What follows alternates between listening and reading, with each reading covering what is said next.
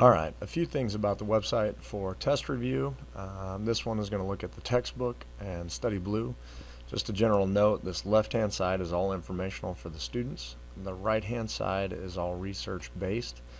The bottom right of the Symbaloo is how to write and their reading guide. So how to read and write in my course. And then this bottom left-hand side is anything that might be helpful to them. For example, here's the instructions for Google Draw, Prezi, Google tutorial slides on how to make Google files and save them.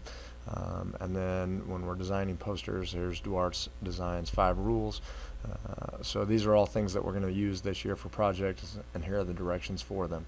So let's get back to the textbook and review. When you click on the textbook, you're going to want to type in the username. The username is World History 1516, and the password is student1. If your student has forgotten those, when you go to Blackboard and you click on Reading Guide, so anything that has to do with reading is here. The username and password are posted right here on the Reading Guide, as well as some helpful hints as to what to look for when reading. We don't have to spend hours in the textbook. Again, the main purpose of the textbook is to fill in the blanks from the activities that we do in class, additional exposure to the test vocabulary, and then this is also valuable in secondary source, which was written for the course, so it's specifically written to help students understand their objectives. So again, that's the reading guide. We're going to jump back to the home page. Here's the textbook. We're on the sign in page. When you sign in,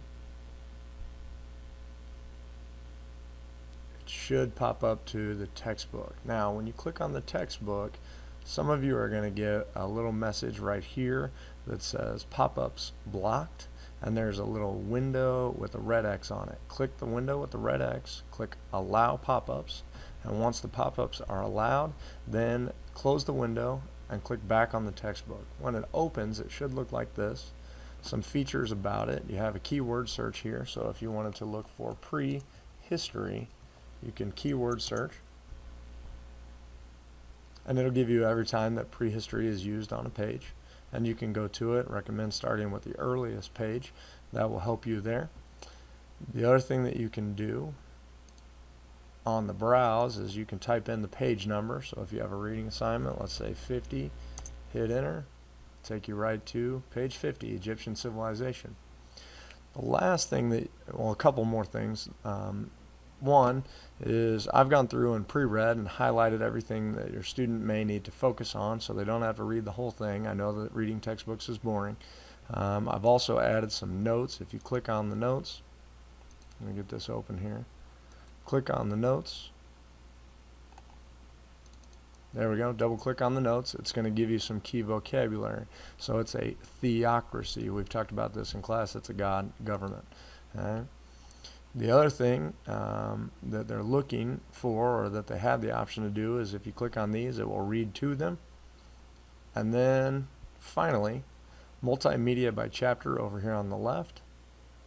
For example, we're in chapter 2 with Egypt, and you can go down here to assessments, section 1, section 2, section 3, section 4. So we're right now in section 4.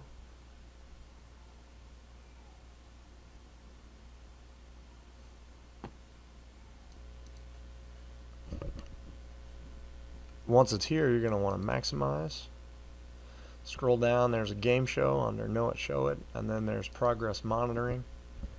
When you click on the progress monitoring, it's going to give you the questions, the key questions from the chapter. There are 10 of them. Go through and select them. Whenever you're done, then click submit. It will give you your answer, whether it was correct or incorrect, and it will give you the direct quote from the text. Again, that was using the textbook. If you have any questions, feel free to let Mr. Daniels know. Thank you for watching.